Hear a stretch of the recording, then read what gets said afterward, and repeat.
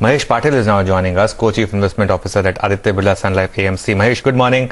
Thanks for joining us. The markets had a one-way rally and then we had a bit of a stutter over the last couple of days. Do you think it's a bit of a warning sign from market, or it was just a bit of a shakeout and the market's ready to move on again?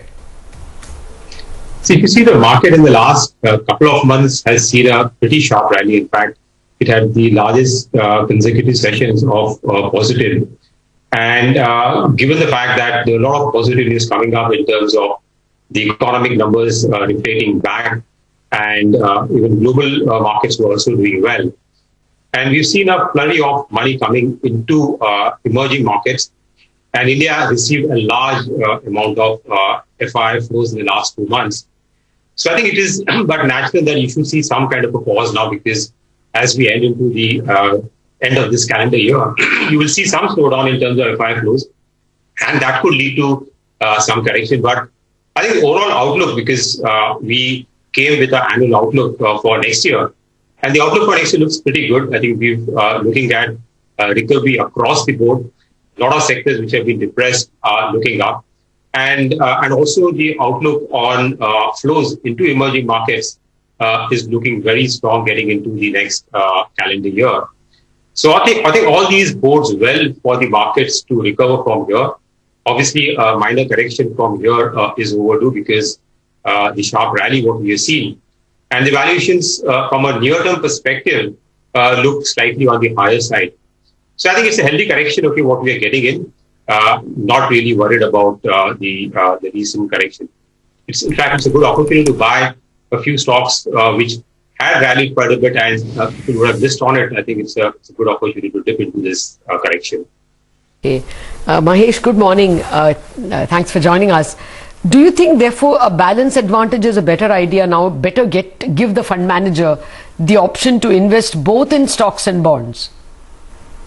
So I think whenever we've seen market volatility increase, then I think a balance advantage kind of a strategy plays out well, because you can take advantage when the market is down and increase the equity allocation. If it goes up, you can reduce the equity allocation. And that change in equity allocation can add to the alpha, even if the market doesn't really go up too much. And especially at this point in time, I think a lot of investors are worried about entering into the market, because they feel that the market has rallied quite sharply from the bottom. And the valuations also seem pretty expensive compared to historical averages. So at this point in time, I think for those investors, I think balance advantage funds makes a good strategy to enter, because there the volatility is much lower. Also, with the markets at these levels, the equity allocation is on the lower side. And whenever there is a correction in the market, one could increase the allocation. Like currently, for example, in a balance advantage fund, we are running equity allocation, which is somewhere close to around 55%, which was almost 75-80% at the peak around a couple of months back. So yeah, I would agree. Yeah, so that's a good entry option for investors who are worried about entering the market. And also, a lot of money is there in the debt side, and those investors are slightly risk averse. And they're looking at slightly better returns than what the FDs would offer at around 5% or so. So balance advantage fund can potentially give returns in the range of around 10 to 12% is what we think with a lower volatility. Okay, 10 to 12% in the balance advantage funds is the kind of returns you can get. By the way, don't lose sight of the market. The mid-cap index is now up over 1%, and big moves coming into many consumption names. Pidilite is at a fresh record high as we speak.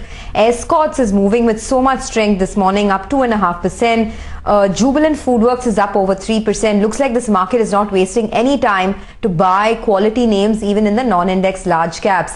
Mahesh, hi, good morning. I wanted your thoughts on IT, because it's definitely the flavor of the moment. But these stocks have run up quite a bit. You know, Infosys is sitting at a record high. Valuations have also gone up. From here, is the risk reward still favorable to enter into large cap IT? Or do you think now one should sort of branch out into the mid cap names? The IT sector has got a fairly strong tailwind. And I agree, yeah, you're right. The valuations seem to be on the higher side when you compare with the historical averages. But as you see in this market across, wherever the outlook is good, I think the stocks continue to outperform.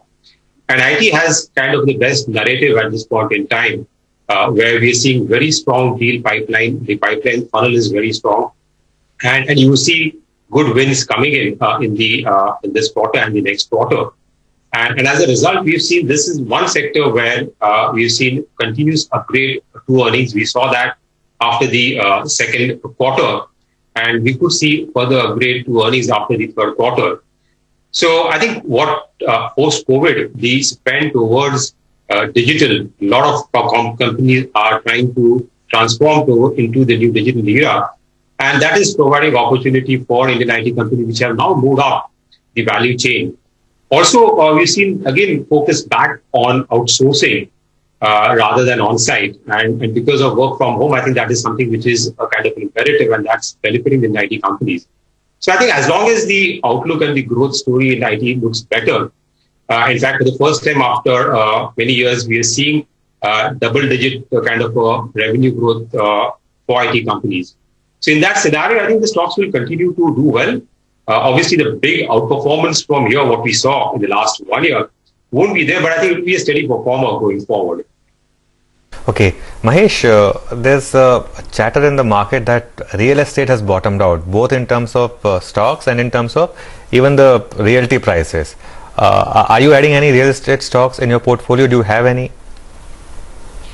Yes, you're right. Real estate, again, in annual outlook, we've said that real estate is now coming out of a very long down cycle.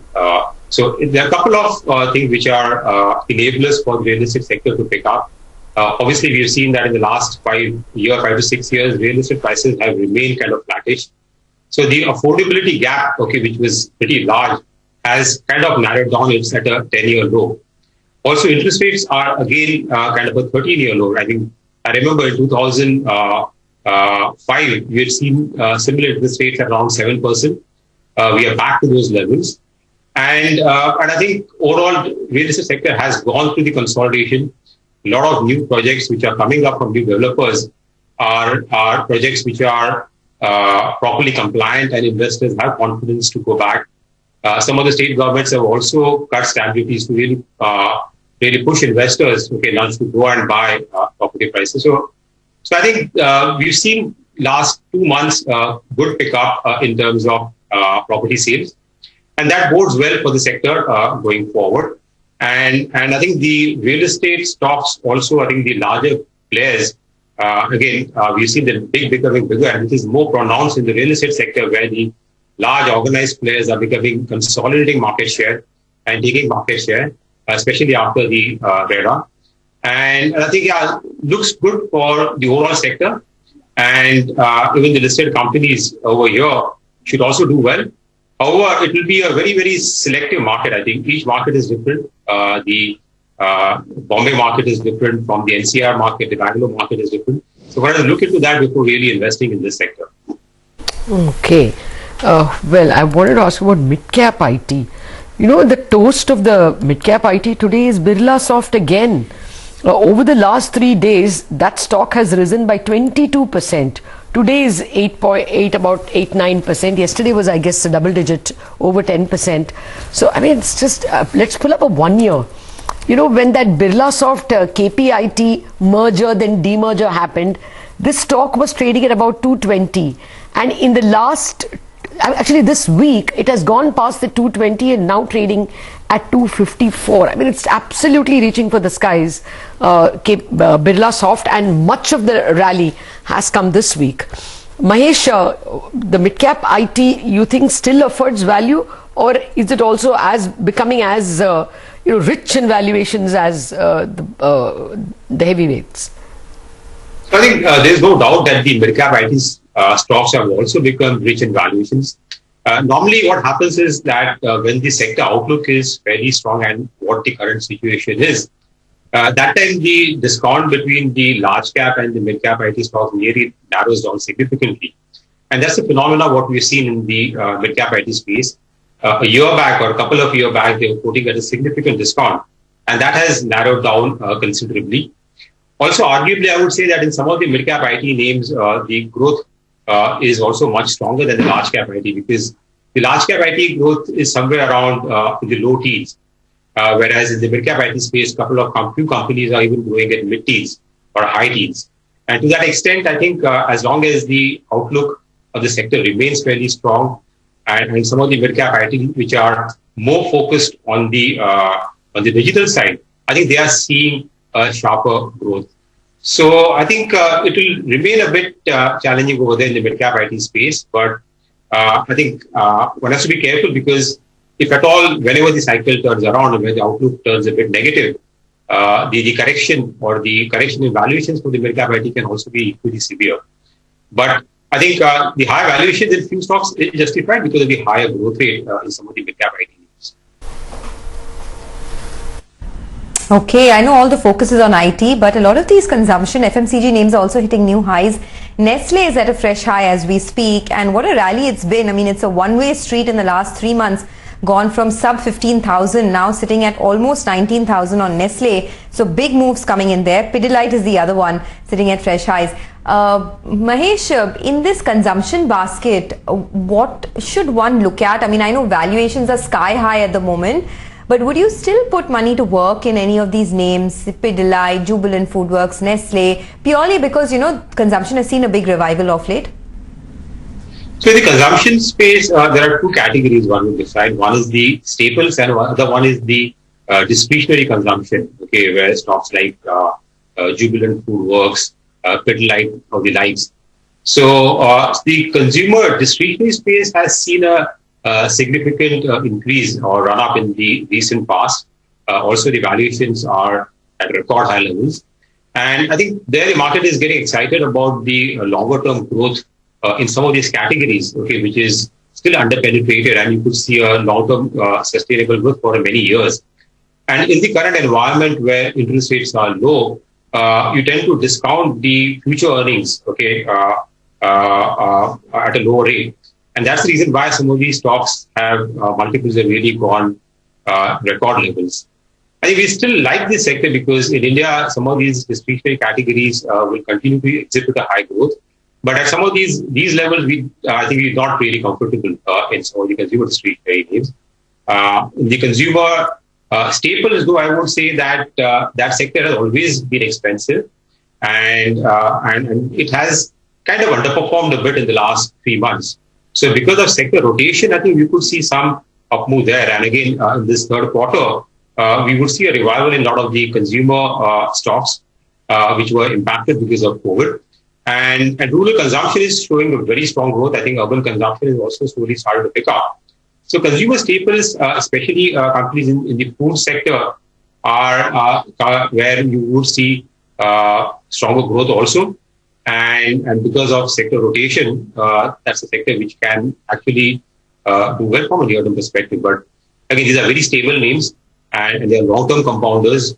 And we tend to really keep those stocks in our portfolio, even if they tend to be a tad expensive. Okay, Mahesh, we'll leave it today. Thanks a lot for joining us and wish you a Merry Christmas and a Happy New Year.